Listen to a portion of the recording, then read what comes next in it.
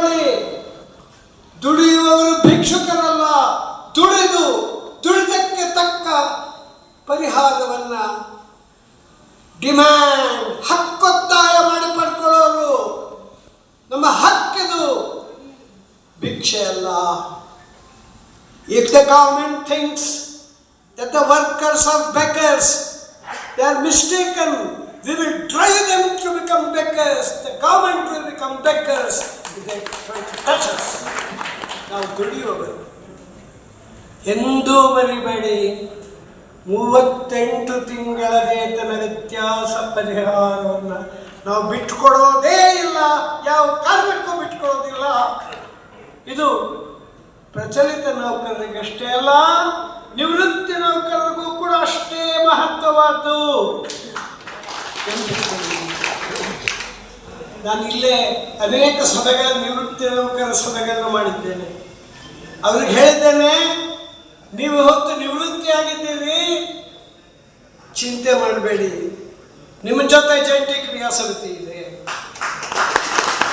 ಅಷ್ಟೇ ಅಲ್ಲ, ನಿಮಗೊಂದು ವಿಶೇಷ ಜವಾಬ್ದಾರಿ ಇದೆ. ನೀವು ನಿವೃತ್ತರಾಗಿದ್ದೀರಿ, ಕೆಲಸ ಇಲ್ಲ, ನಿಮಗೆ ಫ್ರೀ ಆಗಿದ್ದೀರಿ. ನೀವು ಪ್ರತಿ ಒಬ್ಬ ಸಾರಿಗೆ ನೌಕರನ್ನು ಭೇಟಿಯಾಗಿ ಅವರಿಗೆ ಪ್ರೇರೇಪಣೆ ಕೊಡಬೇಕು, ಪುರಸ್ಕಾರ ಕೊಡಬೇಕು. ನೀವು ನಮ್ಮ ಜೊತೆ ಸಂಪನ್ನಲ್ಲಿ ಭಾಗವಹಿಸಲೇಬೇಕು. ಪ್ರತಿ ಒಬ್ಬ ಸಾರಿಗೆ ಕಾರ್ಮಿಕರನ್ನು ಭೇಟಿಯಾಗುವ ಜವಾಬ್ದಾರಿ ಎಲ್ಲ ನಿವೃತ್ತಿ ನೌಕರರಿಗಿದೆ. ಫ್ರೀ ಆಗಿದ್ದೀರಿ, ಇದೊಂದು ಕರ್ತವ್ಯ ಅಂತ ಮಾಡಿ ನಿಮಗೆ ಸಂಪರ್ಕ ಬರೋ ಎಲ್ಲ ಸಾರಿಗೆ ನೌಕರನ್ನು ಭೇಟಿಯಾಗಿ ಸಂಪಿನಲ್ಲಿ ಯಾವ ಕಾರಣಕ್ಕೂ ತಪ್ಪಿಸ್ಬೇಡಿ. 100% ಸಕ್ಸಸ್ ಮಾಡಲೇಬೇಕು.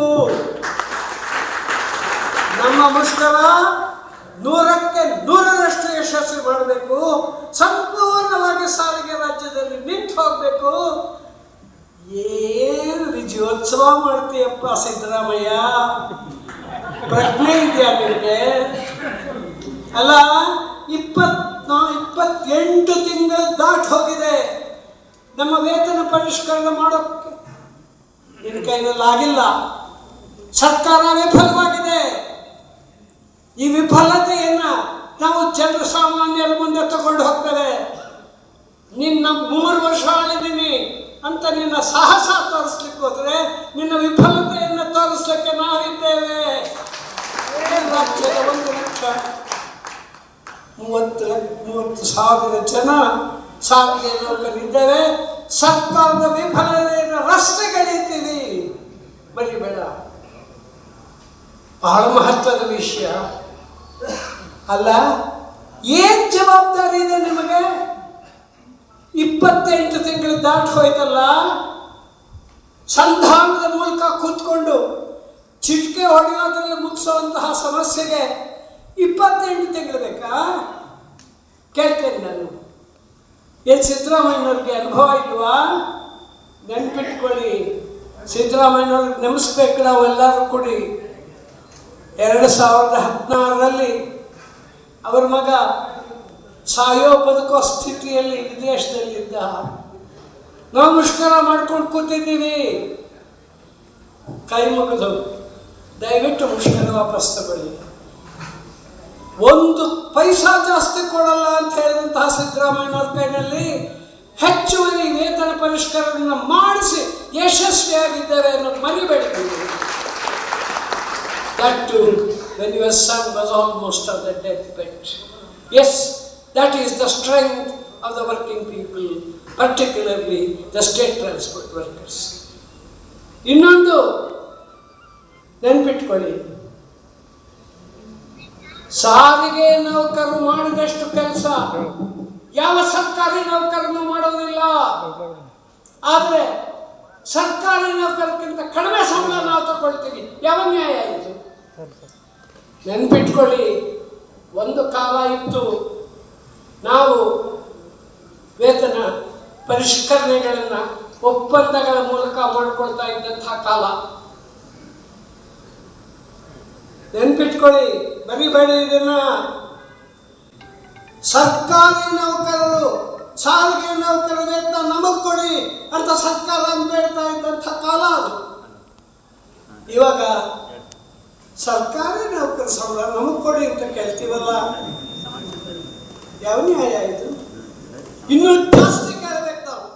As a matter of fact, we are entitled to more wages than the government employees.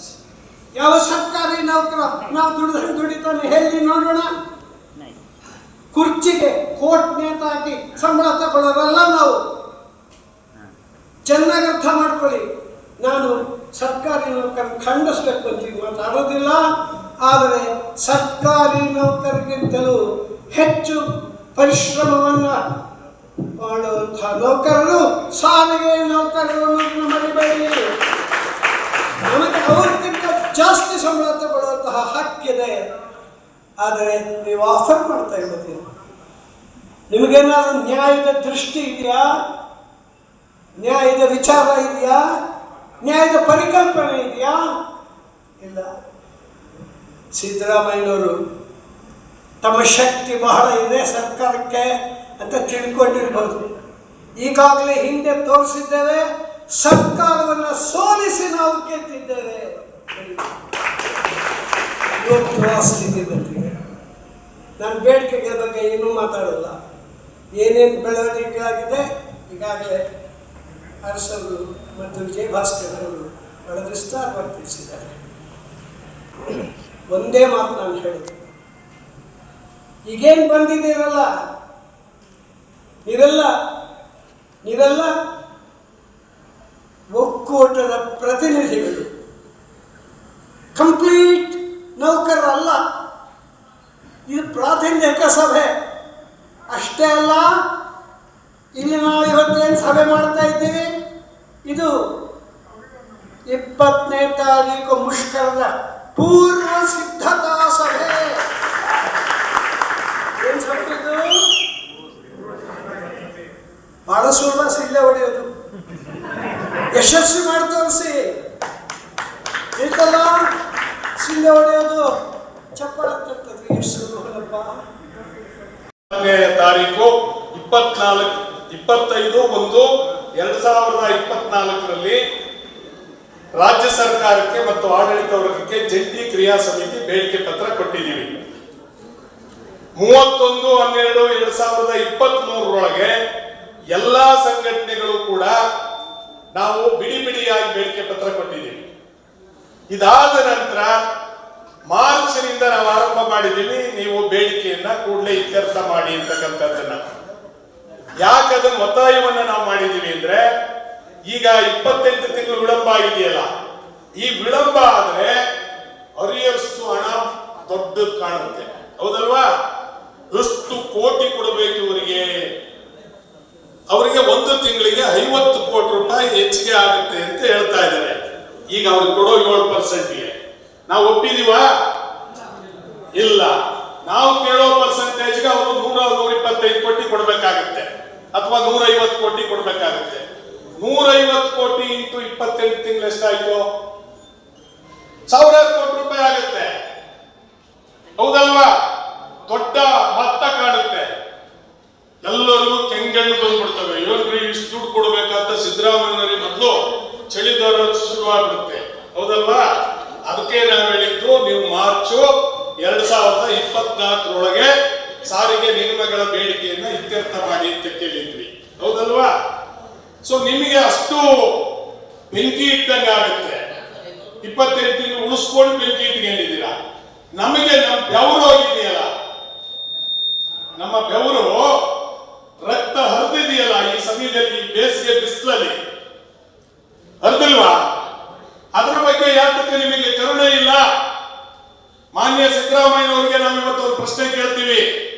ಈ ವರ್ಷದ ಬಜೆಟ್ 4,53,000 ಕೋಟಿ ರೂಪಾಯಿ ಅಂತ ಹೇಳ್ತೀರಾ. ಎಷ್ಟು? ಮಾತಾಡಿ. ನೀವು ಮಾತಾಡಿದ್ರೆ 4,53,000 ಕೋಟಿ ರೂಪಾಯಿ ಬಜೆಟ್. ನೀವು ಯಾವುದೋ ಒಂದು ಕಂಪನಿಗೆ, ಪಾಸ್ಕಾನ್ ಗಿಸ್ಕಾನ್ ಅಂತ ಒಂದು ಕಂಪನಿ ಇದೆ, ಅದು ಈ ಮೊಬೈಲ್ ನ ವಿದೇಶದಿಂದ ತಂದು ಜೋಡಿಸ್ತಾರೆ. ಆ ಕಂಪನಿಗೆ 6,000 ಕೋಟಿ ರೂಪಾಯಿ ಕೊಟ್ಟಿದ್ದೀರಾ ಸಬ್ಸಿಡಿಯನ್ನ. ಇನ್ಸೆಂಟಿವ್ ರೂಪದಲ್ಲಿ ಕೊಟ್ಟಿದ್ದೀರಾ. ನಿಮಗೆ ಬೃಹತ್ ನೀರಾವರಿ ಸಚಿವರಿದ್ದಾರೆ ನಿಮ್ಮ ಏರಿಯಾದಲ್ಲಿ. ದೊಡ್ಡ ದೊಡ್ಡ ಬಂಡವಾಳಗಾರರಿಗೆ ಲಕ್ಷಾಂತರ ಕೋಟಿ ರೂಪಾಯಿ ಹಣವನ್ನು ಇನ್ಸೆಂಟಿವ್ ರೂಪದಲ್ಲಿ ಕೊಟ್ಟಿದ್ದೀರಾ. ಯಾವ ಸಾರಿಗೆ ನಿಗಮಗಳ ನೌಕರರು 1,25,000 ಜನ ನಾವು ಹಗಲು ರಾತ್ರಿ ನಮ್ಮ ಹಿರಿಯವರು ಹೇಳ್ದಂಗೆ ಜನರ ಜೀವನಾಡಿಯಾದಂತ ಸಾರಿಗೆ ನಿಗಮಗಳನ್ನ ಹಗಲು ರಾತ್ರಿ ಮಳೆ ಚಳಿ ಗಾಳಿ ಬಿಸಿಲೆನ್ನದೆ ಕಣ್ಣ ರೆಪ್ಪೆಯನ್ನ ಹೊಡೆಯದಲೆ ಕೆಲಸ ಮಾಡ್ತೀವಲ್ಲ, ನಮಗೆ ಕೊಡ್ಲಿಕ್ಕೆ ಯಾಕ್ರಿ ಸಿದ್ದರಾಮಯ್ಯನವರೇ ನಿಮಗೆ ಹೊಟ್ಟೆ ಉರಿ ಯಾಕೆ? ಇದು ನಮ್ಮಂದಿರ್ತಕ್ಕಂಥ ಪ್ರಶ್ನೆ. ನಾವು ಇವತ್ತು ಇದನ್ನು ಬಹಿರಂಗವಾಗಿ ಕೇಳಬೇಕೋ ಬೇಡವಾ? ಗಟ್ಟಿ ಧ್ವನಿನಲ್ಲಿ ಕೇಳಬೇಕು. ಹೇಳ್ತಾರೆ ನಮ್ಮ ಸಚಿವರು, ನಿವೃತ್ತ ನೌಕರರಿಗೆ 220 ಕೋಟಿ ರೂಪಾಯಿ ಕೊಟ್ಟು ಬಿಟ್ವಿ. ಅಭಿನಂದನೆ. ಕೊಡದೇ ಇರುವಂತಹ ಹಣವನ್ನ ಜಂಟಿ ಕ್ರಿಯಾ ಸಮಿತಿ ಹೋರಾಟ ಮಾಡಿ ಇಲ್ಲಿ ನಿವೃತ್ತರಾದಂತವ್ರು ತುಂಬಾ ಜನ ಬಂದಿದ್ದೀರಾ. 50,000ರಿಂದ 3,04,00,000 ರೂಪಾಯಿವರೆಗೂ ದುಡ್ಡು ತಗೊಂಡಿದ್ದೀರಾ. ಹೌದಲ್ವಾ? ತಗೊಂಡಿದ್ದೀರಾ ಇಲ್ವೋ? ಮಾತನಾಡಿ. ಜಂಟಿ ಕ್ರಿಯಾ ಸಮಿತಿಗೆ ಏನಾದ್ರು ದುಡ್ಡು ಕೊಟ್ಟಿದ್ದೀರಾ? ಇಲ್ಲ. ಕೊಟ್ಟಿದ್ದೀರಾ? ಇಲ್ಲ. ಆದರೆ ಜಂಟಿ ಕ್ರಿಯಾ ಸಮಿತಿಗೆ ಒಂದು ಬದ್ಧತೆ ಇದೆ. ಕಾರ್ಮಿಕರು ಅವರ ಶ್ರಮಶಕ್ತಿಯನ್ನು ಅಲ್ಲಿ ಕೊಟ್ಟಿದ್ದಾರೆ, ಅಲ್ಲಿ ಅವರ ಬಂಡವಾಳ ಇದೆ, ನೀವು ಅವ್ರಿಗೆ ಕೊಡಬೇಕು ಅಂತ ಹೇಳಿ ಹೋರಾಟ ಮಾಡಿ ಕೊಡಿಸಿದ್ವಿ. 220 ಕೋಟಿ ಕೊಟ್ಟಿದ್ದೀರಾ. ಯಾಕೆ ಕೊಟ್ರಿ? ನಾವು ಕೆಲಸ ಮಾಡ್ತಾ ಇದ್ರೆ ಕೊಡ್ತಿದ್ರಾ? ನಾವು ಕೆಲಸ ಮಾಡ್ತಾ ಇದ್ರು ಪುಕ್ಸಟ್ಟೆ ಕೇಳಿದೀವೇನ್ರಿ? ಪುಕ್ಸಟ್ಟೆ ಕೇಳಿದೀವ? ದುಡ್ದು ಬಿಟ್ಟಿದೀವಿ. ಅದಕ್ಕೆ ಶರ್ಮಾಜಿ ಅವರು ಹೇಳಿದ್ರು ನೀವು ಬಡ್ಡಿ ಸಮೇತ ವಾಪಸ್ ಕೊಡಬೇಕು ಅಂತ. ನಾವು ವಿಧಾನಸೌಧದಲ್ಲಿ ಮುಖ್ಯಮಂತ್ರಿಗಳ ಜೊತೆ ಚರ್ಚೆ ಮಾಡುವಾಗ 8.5% ಬಡ್ಡಿ ಸಮೇತ ಕೊಡಬೇಕು ಅಂತ ಕೇಳ್ಬಿಟ್ವಿ. ನಮ್ಮ ಹಿರಿಯವರು ಇವತ್ತೆಲ್ಲ ನಾಳೆ ನಮಗೆ ಪುಷ್ಟೀಕರಣ ಕೊಡ್ತಾರೆ ಅಂತೇಳಿ ನಾನೇ ಈ ರಾಜ್ಯದ ಮುಖ್ಯಮಂತ್ರಿ ಅವರಿಗೆ ನೀವು 38 ತಿಂಗಳ ಕಾಲ ಅರಿಯನ್ಸ್ ಅನ್ನ ಬ್ಯಾಂಕ್ ಬಡ್ಡಿ ಸಮೇತ ಕೊಡಬೇಕು ಮಹಾಸ್ವಾಮಿಗಳೇ ಅಂತ ಹೇಳಿ ಕೇಳಿದೀವಿ. ಸೊ ಇದು ಜಂಟಿ ಕ್ರಿಯಾ ಸಮಿತಿಯ ವಿಚಾರಧಾರೆ. ಅವರು ಲಾಭ ನಷ್ಟದ ಪ್ರಶ್ನೆ ತಂದ್ರು. ಇದು ಲಾಭ ನಷ್ಟದ ಸಂಸ್ಥೆ ಅಲ್ಲ. ಹೌದಾ? ನಾವು ಒಂದು ವರ್ಷಕ್ಕೆ ಎಷ್ಟು 1,000 ಕೋಟಿ ರೂಪಾಯಿ ರೆವಿನ್ಯೂ ತರ್ತಾ ಇದೀವಿ ಗೊತ್ತಾ? ಕನಿಷ್ಠ 13,000 ಕೋಟಿಗಿಂತಲೂ ಹೆಚ್ಚಿಗೆ ದುಡ್ಡು ತಂದಾಗ್ತಾ ಇದೀವಿ. ಎಷ್ಟು ಸಾವಿರ ಕೋಟಿ? 13,000 ಕೋಟಿ. 13,000 ಕೋಟಿ. KSRTC 15ರಿಂದ 16 ಕೋಟಿ ರೂಪಾಯಿ ಪರ್ ಡೇ. KKRTC 3.25ರಿಂದ 3,25,00,000ದಿಂದ 3.5 ಕೋಟಿ ರೂಪಾಯಿ ಪರ್ ಡೇ.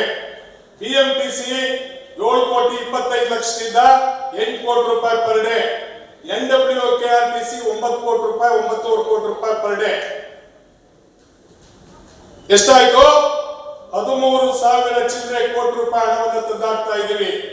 ಇಷ್ಟು ಈ ನಿಗಮದ ನೌಕರರು ಹಗಲು ರಾತ್ರಿ ಶ್ರಮ ಪಟ್ಟು ನಾವು ಕೆಲಸ ಮಾಡಿ ಈ ಸಂಸ್ಥೆಗೆ ಎಷ್ಟು ಹಣವನ್ನು ತಂದುಕೊಟ್ಟು ಅದಕ್ಕೆ ಸ್ವಲ್ಪ 40% ಬಸ್ಗಳು ಲಾಸಲ್ಲಿ ಓಡ್ತವೆ. ಆ ಹಣವನ್ನ ರಾಜ್ಯ ಸರ್ಕಾರ ತುಂಬಿಸ್ಬೇಕು. ಪ್ರತಿ ಸಲ ತುಂಬಿಸ್ಬಿಟ್ಟು ಸಾರಿಗೆ ನಿಗಮಗಳ ನೌಕರರಿಗೆ ವೇತನ ಕೊಡಿ ಅಂದ್ರೆ ಇವರು ಹರಿಕತೆ ಹೇಳ್ತಾರೆ. ನಾವು ಮುಖ್ಯಮಂತ್ರಿ ಅವರಿಗೆ ಕೇಳಿದ್ವಿ, ಇದು KSDL ಫ್ಯಾಕ್ಟರಿ ಅಲ್ಲ. ಒಂದು ವಸ್ತುವಿನ ಉತ್ಪಾದನೆ ಮಾಡಿ ಉತ್ಪಾದನಾ ವಸ್ತು ಮೇಲೆ ಅದರೆಲ್ಲ ವೆಚ್ಚವನ್ನು ಸೇರಿಸಿ ಲಾಭ ತಗೊಳ್ಳಿಕ್ಕೆ ಇದು ವಸ್ತು ತಯಾರು ಮಾಡುವಂತ ಕಾರ್ಖಾನೆ ಅಲ್ಲ. ಇದು ಕರ್ನಾಟಕ ರಾಜ್ಯದ 7 ಕೋಟಿ ಜನರಿಗೆ ಹಗಲು ರಾತ್ರಿ ಸೇವೆ ಮಾಡತಕ್ಕಂಥ ಸಂಸ್ಥೆ. ನೀವು ಇದನ್ನು ಕೇಳಬಾರದು ಸ್ವಾಮಿ ಅಂತಕ್ಕಂಥ ಪ್ರಶ್ನೆಯನ್ನ ಮುಖದ ಮೇಲೆ ಕೇಳಿದ್ವಿ ಜಂಟಿ ಕ್ರಿಯಾ ಸಮಿತಿಯವರು. ಇದು CIT ಅಥವಾ ಜಂಟಿ ಕ್ರಿಯಾ ಸಮಿತಿಯ ವಿಚಾರಧಾರೆ ಬಂಧುಗಳೇ. ಆದ್ರಿಂದ ನಾವು ನೀವೇನೇನು ಪ್ರಶ್ನೆಗಳನ್ನ ಕೇಳ್ತಾರೆ ಎಲ್ಲವೂ ಈ ರಾಜ್ಯದ ಮುಖ್ಯಮಂತ್ರಿಯವರಿಗೆ ನಾವು ಈಗಾಗಲೇ ಅದನ್ನ ಕೇಳಿದೀವಿ. ಅದರಿಂದ ನಾವಿವತ್ತ ಬಹಳ ಸ್ಪಷ್ಟವಾಗಿ ನಾವಿವತ್ತ ಈ ರಾಜ್ಯ ಸರ್ಕಾರಕ್ಕೆ ಕೊಡುವಷ್ಟು ಎಲ್ಲ ಅವಕಾಶವನ್ನು ಕೊಟ್ಟಿದ್ದೀವಿ. ನಮ್ಮನ್ನ ಕಾಫಿ ತಿಂಡಿ ಅಂತ ಹೇಳ್ತಾರಲ್ಲ, ಆ ಮಿತ್ರರಿಗೆ ನಾವು ಕೇಳ್ತೀವಿ. ಈ ರಾಜ್ಯದ ಮುಖ್ಯಮಂತ್ರಿಯವರು ಪ್ರಥಮವಾಗಿ ಸಭೆ ಕರೆದಾಗ ಉಪದೇಶ ಮಾಡಿದರು. ಏನು? ಕರೋನಾ ಬಂದ್ಬಿಟ್ಟಿತ್ತು, ಆ ಪೀರಿಯಡ್ ಅಲ್ಲಿ ನೀವು ಯಾವುದೇ ಅರಿಯನ್ಸ್ ಕೇಳಬಾರದು ಅಂತ ಹೇಳಿದ್ರು. ಅಂದ್ರೆ ಒಂದೇ ಒಂದು ಬಿಡಿಗಾಸು ನೀವು ಕೇಳಬೇಡಿ ಅಂತ ಹೇಳಿದ್ರು. 60ರಿಂದ ಈ ಹೊತ್ತಿನವರೆಗೆ ಎಷ್ಟು ವರ್ಷ ಆಯ್ತಪ್ಪ? 66 ವರ್ಷ. 66 ವರ್ಷಗಳಿಂದ ಈ ಸಂಘಟನೆಯ ಜೊತೆ ನಾವಿದ್ದೇವೆ. ಸಾರಿಗೆ ನೌಕರರ ಹೋರಾಟಗಳಲ್ಲಿ ನಿರಂತರವಾಗಿ ಇದ್ದೇವೆ. ಈ ಹಿರಿಯ ಸಹೋದರ ಈ ಮಾತು ಹೇಳ್ತಾ ಇದ್ದಾನೆ. ನೀವು ಒಂದು ಪ್ರತಿಯೊಬ್ಬರೂ ಕೂಡ ನಿಮ್ಮ ನಿಮ್ಮ ಡಿಪೋಗಳಲ್ಲಿ, ನಿಮ್ಮ ಕಾರ್ಯಕ್ಷೇತ್ರದಲ್ಲಿ ಪ್ರತಿ ಒಬ್ಬರನ್ನು ಭೇಟಿಯಾಗಿ ನೀವು ಸಂಪಿನಲ್ಲಿ ಭಾಗವಹಿಸಲೇಬೇಕು. ಈ ಸಂಪಿನಲ್ಲಿ ನೀವೇನಾದರೂ ನಿಷ್ಕಾಳಜಿ ಮಾಡಿದ್ರಿ ಅಂತಂದ್ರೆ ಇಷ್ಟು ವರ್ಷ ನಾವೇನು ಗೆದ್ದಿದ್ದೇವೆ ಎಲ್ಲವನ್ನೂ ಕಳ್ಕೊಳ್ತೇವೆ. ಒಂದು ಕಡೆ 38 ತಿಂಗಳು, ಇನ್ನೊಂದು ಕಡೆ 28 ತಿಂಗಳು. ಯಾವ ನ್ಯಾಯ ಇದು? ಸಂಧಾನ ಮಾಡೋ ರೀತಿ ಇದು? ವೇತನ ಪರಿಷ್ಕರಣೆ ಮಾಡುವಂತಹ ವಿಧಾನ ಇದು ಇಲ್ಲ. ಆ ದೃಷ್ಟಿಯಿಂದ ನಾವು ಹಕ್ಕಿಗಾಗಿ ಹೋರಾಟ ಮಾಡ್ತಾ ಇದ್ದೇವೆ. ಹಕ್ಕು, ಸಾರಿಗೆ ನೌಕರರ ಹಕ್ಕು. ನಾವು ಹಕ್ಕನ್ನು ಬಿಟ್ಟುಕೊಳ್ಳುತ್ತಾ ಇರಲಿಲ್ಲ. 4-year agreement ಸ್ಯಾಕ್ರಿಫೈಸ್ ಮಾಡೋದಿಲ್ಲ. ಬ್ಯಾಕ್ ವೇಜಸ್ ಸ್ಯಾಕ್ರಿಫೈಸ್ ಮಾಡೋದಿಲ್ಲ. ಬ್ಯಾಕ್ ಡೇಟೆಡ್ ಸೆಟಲ್ಮೆಂಟ್ ನಾವು ತಗೊಳ್ತೇವೆ. 1/1/24 ಹೊಸ ಸೆಟಲ್ಮೆಂಟ್ ಆಗಲೇಬೇಕು. ಅಂಡ್ ವಿತ್ ಇಂಟ್ರೆಸ್ಟ್ ಆಗಬೇಕು. It's not just a wage, but they must be interest of the wage. ಯಾಕೆ? ನಮಗೆ ಡ್ಯೂ ಇದೆ ಅದು 1/1/24 ಅದೇ ರೀತಿಯಾಗಿ 38 ತಿಂಗಳ ವೇತನ ಡ್ಯೂ ಇದೆ ನಮಗೆ. ಆ ವೇತನ ವ್ಯತ್ಯಾಸ ಕೊಡಲೇಬೇಕು ನೀವು. ಎರಡು ಅನ್ಕಾಂಪ್ರಮೈಸಿಂಗ್ ಡಿಮ್ಯಾಂಡ್ಸ್. ಯಾವ ಕಾರಣಕ್ಕೂ ನಾವು ಕಾಂಪ್ರಮೈಸ್ ಮಾಡೋದಿಲ್ಲ. ಇದಲ್ಲದೆ ಯೋಗ್ಯವಾದ ವೇತನ ಪರಿಷ್ಕರಣೆ ಬನ್ನಿ. ಯೋಗ್ಯವಾದ ವೇತನ ಪರಿಷ್ಕರಣ. ಸಾರಿಗೆ ನೌಕರರು ಸರ್ಕಾರಿ ನೌಕರರಿಗಿಂತ ಹೆಚ್ಚು ದುಡಿತಾರೆ ಮತ್ತು ಬಡಿಬೇಡಿ. ನಾವು ಸರ್ಕಾರಿ ನೌಕರರಿಗಿಂತ ಹೆಚ್ಚು ಸಂಬಳವನ್ನು ತಗೊಳ್ಳುವ ಯೋಗ್ಯತೆ ಉಳ್ಳವರು, ಅರ್ಹತೆ ಉಳ್ಳವರನ್ನು ನಿಂತು ಬರಬೇಡಿ. ಆ ದೃಷ್ಟಿಯಿಂದ ನಾನು ಈ ಸಭೆಯಲ್ಲಿ ಭಾಗಿಸುವಂತಹ ಒಂದು ಅವಕಾಶ ದೊರೆತಿದೆ ಅಂತ ಈ ಮಾತುಗಳಲ್ಲಿ ಹೇಳ್ತಾ ಇದ್ದೇನೆ. This will be the fight to finish. Fight to finish. ಗೆಲ್ಲುವವರೆಗೆ ನಾವು ಈ ಹೋರಾಟ ಬಿಡೋದಿಲ್ಲ. ಗೆದ್ದೇ ಗೆಲ್ತೀವಿ, ಗೆದ್ದೇ ಪಡಿತೀವಿ. ಆ ಶಕ್ತಿಯನ್ನು ತೋರಿಸಿ, ಹೇಳಿಕನ್ನ ತೋರಿಸಬೇಡಿ. Don't become cowards. ಎಂದು ಹೋರಾಟಗಾರರು ಕವರ್ಡ್ಸ್ ಆಗಬಾರ್ದು, ಹೇಳಿಗಳಾಗಬಾರ್ದು. ನಾವು ಬೀಗರು. ನಾವು ಆ ವೀರತ್ವವನ್ನು ತೋರಿಸಿ, ಶಕ್ತಿಯನ್ನು ತೋರಿಸಿ, ನಮ್ಮ ಶಕ್ತಿಯನ್ನು ತೋರಿಸಿ ನಮ್ಮ ಬೇಡಿಕೆಯನ್ನು ಪಡ್ಕೊಳ್ಳಬೇಕು ಅಂತ ಹೇಳಿ, ನಿಮ್ಮೆಲ್ಲರಿಗೂ ಒಂದು ಕರ್ತವ್ಯ ಇದೆ. ಇವತ್ತಿಗೆ ಇನ್ನು 9-10 ದಿನ ಸಮಯ ಇದೆ. Every minute of these 9 days, night and day, ನೀವೆಲ್ಲರೂ ಸಾರಿಗೆ ನೌಕರರನ್ನ ಒಬ್ಬರನ್ನ ಸಂಪರ್ಕ ಮಾಡಿ ಅವ್ರಿಗೆಲ್ಲರೂ ಈ ಹೋರಾಟದಲ್ಲಿ ತಪ್ಪದೆ ಭಾಗವಹಿಸಬೇಕು. ಅನಿರ್ದಿಷ್ಟ ಅವಧಿಯ ಹೋರಾಟ, ಗೆಲ್ಲುವವರೆಗೆ ಹೋರಾಟ. ಗೆಲ್ಲೋಣ ಗೆಲ್ಲೋಣ ಗೆಲ್ಲೋಣ ಘೋಷಣೆಗಳಿಗಾಗಲೇ ಕೂಡಿದ್ದಾರೆ. ಮತ್ತೆ ನಾನು ಘೋಷಣೆ ಕೂಗುತ್ತಿಲ್ಲ. ಆದರೆ ಒಂದು ಮಾತು ಹೇಳ್ತೀನಿ, ಹೃದಯಾಂತರಾಳದಲ್ಲಿ ಇವತ್ತು ಹೇಳ್ತಾ ಇದ್ದೀನಿ. ನೀವು ಪಾರ್ಟಿಸಿಪೇಟ್ ಮಾಡೋದಷ್ಟೇ ಅಲ್ಲ, ನೀವು ಒಬ್ಬೊಬ್ಬರು 50 ಜನ ಸಾರಿಗೆ ನೌಕರರನ್ನು ಪ್ರೇರೇಪಿಸಿ ಭಾಗವಹಿಸಬಾರ್ದು. That is the minimum request ಕೊಡ್ತಾರೆ. ಯಶಸ್ವಿಯಾಗೋಣ. ಇತಿಹಾಸವನ್ನು ನಿರ್ಮಾಣ ಮಾಡೋಣ. History struggle.